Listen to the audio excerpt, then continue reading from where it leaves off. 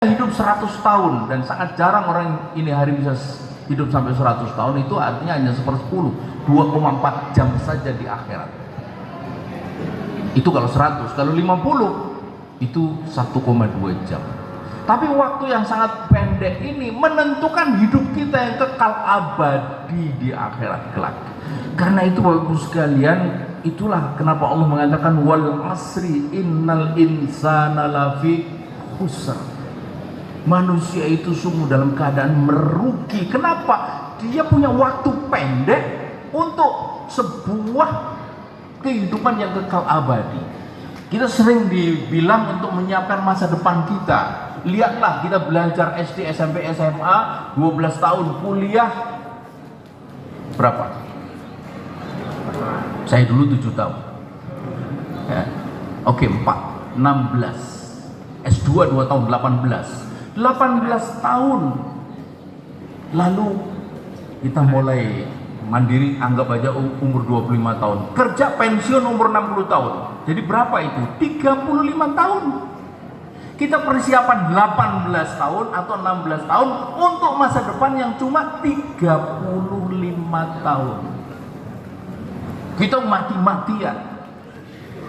16, 35, jadi separuh, 2 kali lebih sedikit. Nah, kita ini punya waktu kurang dari 2,5 jam untuk sebuah kehidupan yang kekal abadi. Karena itu celaka besar, rugi besar orang yang menyia-nyiakan waktu yang sebentar ini, yang malah justru membuat dia hidup belangsak di akhirat kelak. Karena itu Bapak Ibu sekalian, tidak ada pilihan buat kita itu untuk memastikan bahwa kita ini hidup selalu di jalan Allah. Dan tidak ada hidup di jalan Allah itu kecuali kita ini betul-betul ittiba kepada Nabi. Dan itulah cara kita untuk mencintainya dan mencintai Nabi, memastikan kita insya Allah akan bareng bersama Nabi di surganya kelak. Sebagaimana Nabi sendiri mengatakan, anta ma'a man ahbabta. Engkau akan bersama dengan orang yang engkau cintai. Jika ini hari kita bisa pastikan bahwa kita mencintai Nabi, maka insya Allah kita akan bersamanya di surganya. Amin. Takbir. Allahu Akbar. Sedikit lagi. Sallu alaihi wasallam. Bapak Ibu sekalian, ada nasihat bagus yang diberikan oleh Orhan kepada Murad. Orhan itu anak laki-lakinya Utsman. Utsman, dari nama itulah kemudian muncul khilafah Utsmani. Apa nasihat Orhan kepada anak laki-lakinya Murad? Kata dia, wahai Murad, kalau engkau gunakan kacamata akhirat, maka sungguh tak ada satupun nikmat dunia yang layak kau pertukarkan dengan nikmat akhirat. Bapak Ibu sekalian, orang paling kaya di muka bumi ini hari namanya Elon Musk. Berapa duitnya? 4.700 triliun.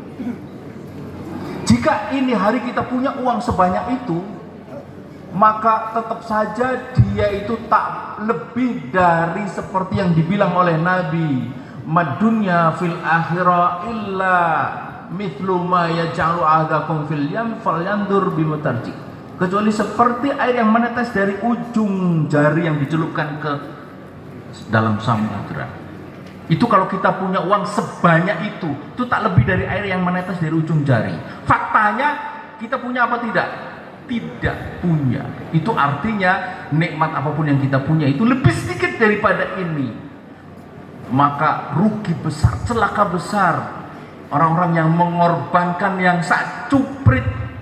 Untuk yang sak cuprit itu mengorbankan yang samudra seisinya, nikmat akhirat yang kekal abadi untuk nikmat dunia yang sak cuprit tadi itu.